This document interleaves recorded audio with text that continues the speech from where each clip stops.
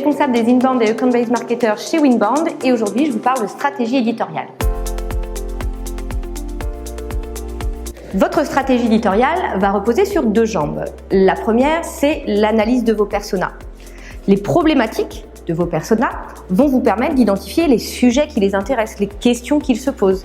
S'ils cherchent des réponses à ces sujets, il faut prendre la parole et communiquer sur votre site internet, votre blog. Son parcours d'achat va vous permettre d'identifier la phase dans laquelle il se trouve. Vous n'allez pas lui parler de la même manière s'il est en prise de conscience, en considération ou en décision. À vous d'adapter le niveau de maturité de votre contenu à cette étape du parcours d'achat de votre persona. La deuxième jambe de votre stratégie éditoriale, c'est le référencement naturel ou SEO. Si vous devez parler à vos personas des sujets qui les intéressent, vous devez aussi parler aux moteurs de recherche qui vous positionneront en première position lorsqu'un persona posera une question dans la barre de recherche Google.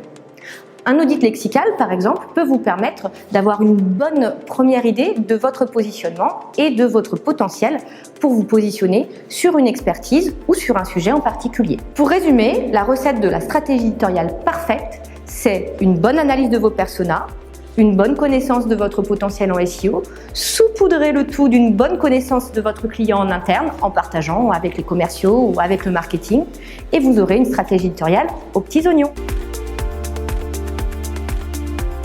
La stratégie éditoriale revêt 4 objectifs principaux.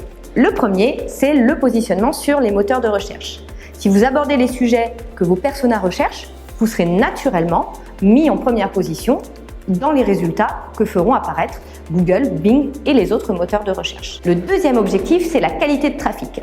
En abordant des sujets sur lesquels vos personas se questionnent, vos visiteurs seront naturellement des cibles potentielles en recherche d'informations, d'accompagnement, mais peut-être aussi directement de solutions. Le troisième objectif, c'est convertir vos visiteurs en contacts identifiés.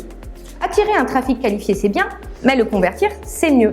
La valeur du contenu que vous allez placer derrière un formulaire incitera naturellement vos visiteurs à le remplir. C'est donnant-donnant. La valeur de votre contenu apportera de l'information à votre visiteur.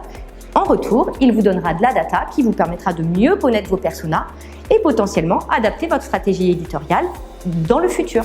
Le quatrième objectif de votre stratégie éditoriale, c'est la transformation de certains de ces contacts en prospects chauds et qualifiés.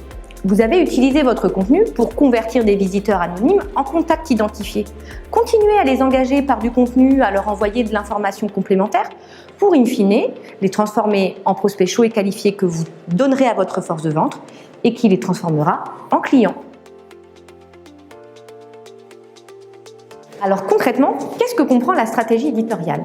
Elle est un savant mélange de contenu accessible et de contenu verrouillé. Le contenu accessible a pour objectif principal d'améliorer votre référencement naturel. Ce sont par exemple des articles de blog qui traitent des problématiques de votre persona. Ce peut être aussi des vidéos YouTube ou des pages piliers.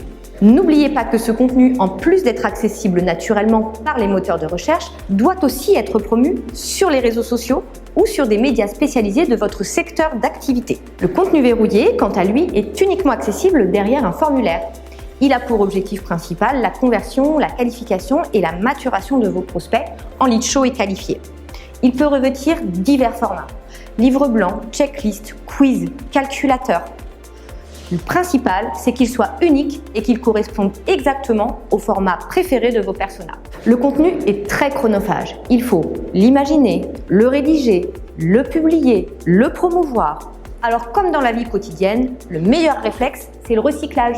Par exemple, cette vidéo de quelques minutes, je peux en rédiger un article de blog, en faire un podcast, la snacker pour ma promotion sur les réseaux sociaux, la transformer en infographie ou même organiser un webinar sur comment organiser sa stratégie éditoriale en 5 étapes. La cerise sur le gâteau, c'est même de transformer cette vidéo en un livret que vous pourrez imprimer et distribuer à vos prospects dans le cadre de votre stratégie de account-based marketing. À vous de jouer pour élaborer une stratégie éditoriale innovante et efficace.